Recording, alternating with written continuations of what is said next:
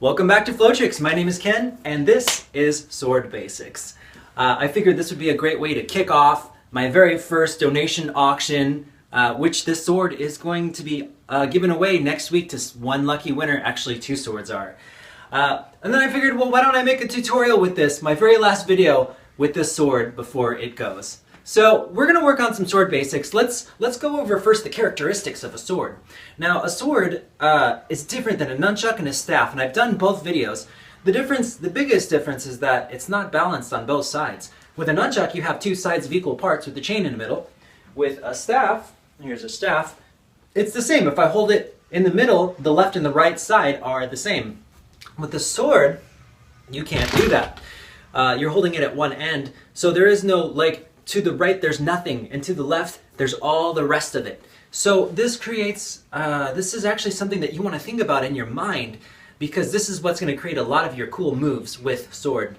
For instance, with the sword I can do this. I cannot do that with a staff unless I have to do modifications, because as I'm swinging down, this is going into my stomach and it's uppercutting me in the face, and I'm getting knocked out. Now, figure eights, of course, you see this all the time, they'll be like, whoosh, whoosh, whoosh, right? I'm going to assume you know the figure eight and the reverse figure eight. If not, it's just you're making a circle on one side and then you're making a circle on the other side. As you can see, every time it hits 12 o'clock, it slashes over, so it's to the front. 12 o'clock, slash to the back, 12 o'clock.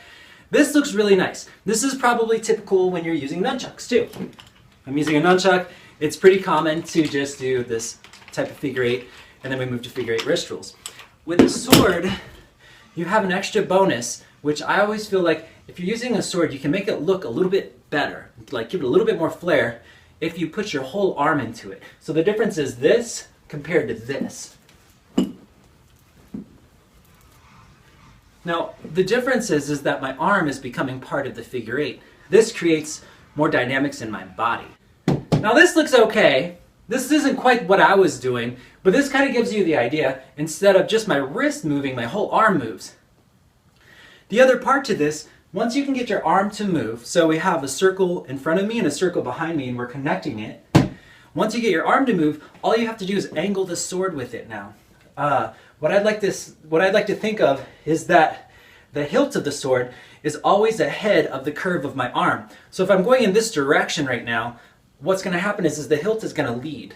Do you see that? So my hilt is over here. It's kind of dark, so I'm just going to kind of show you. This is where the hilt's at. And as it comes behind me, you see how the hilt is leading the circle? This makes my sword do kind of an isolated moment, like isolated movement. So you can go figure eight, and all of a sudden, just start floating your arm with it. One nice thing about the sword is you have front grip and you have back grip. So if we go the other direction, I may have to reverse my grip, but it's going to be the same thing. It's going to be this direction, like this. So here, this is what you'll see a lot of people do. And then just add an extension with it as well. Have the hilt leading right in front of the circle that you're spinning across.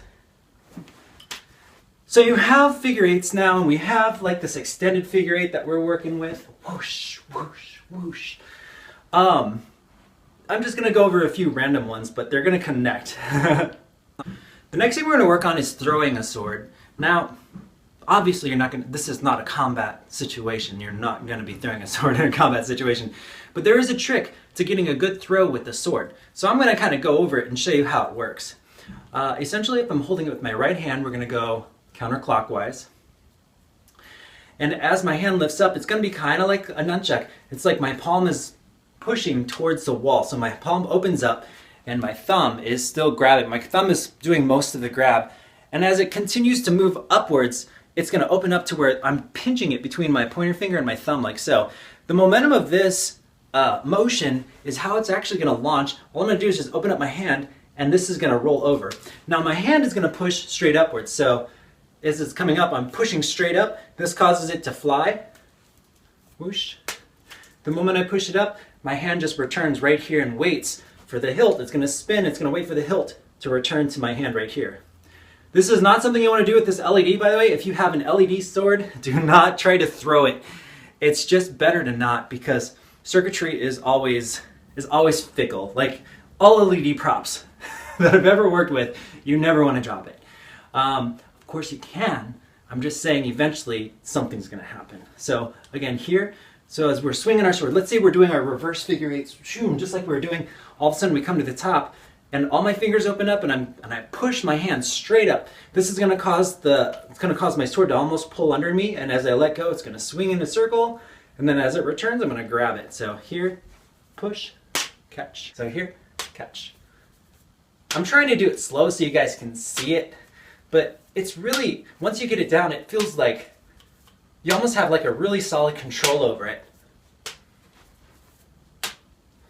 So in this way, the catch, if you catch it and you do like, if you can just catch it and just flick your hips out and push into some sort of sweet stance, that always helps. One more thing I just want to add is play around with the sword. I mean, it may seem like a very simple object, but using your body in motion with a sword is still kind of like teaching yourself how to dance. And what I mean is, like, there's a motion that happens. If I swing my hips and I move my body with it, it has more of an effect than if my hand was the only thing engaged. So as you're doing your swings, for instance, I could swing like this, or I could swing and just throw all my hips into it. Or if I do my throw, you know, when I catch it, how am I going to catch it? How am I going to push myself into this? A sword is really good for poses, motions, stops. All of this is fairly basic motions. Techniques are not too terribly difficult. They can be a little bit, but compared to chucks, a lot of times the sword, the single sword, is not too terribly difficult. But it looks amazing, and especially if you're in a show, sometimes you don't need fast, you don't need crazy. All you need is just good solid stance work with a couple really nice tricks. Also, don't forget, in 1 week, this sword is going away. So be sure to watch the last video. We're just looking for donations, a way to make Flow-Trix grow. So if you like this sword, which it can change colors, I just don't have my remote, I'm not gonna look for it. If you like this sword, make a donation to Flow-Trix. We'd really appreciate it. It's gonna help us out with the new website and getting Flow-Trix trademarked. So hey, thanks again.